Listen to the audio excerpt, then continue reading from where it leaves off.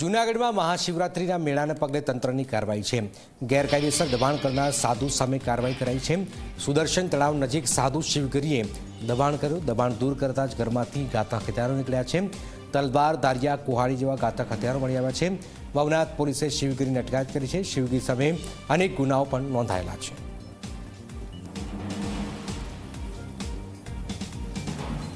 Illegal enforcement છે दूर करवानी सूचना होय आ कामगीरी चाली रहेली हती त्यारे सुदर्शन तळावनी पाळने अडीने साधु शिवगिरी जयदेवगिरी नो एक दबाण ध्याનમાં આવેલું હતું। આ દબાણ છે એને તોડી પાડવામાં આવેલું છે।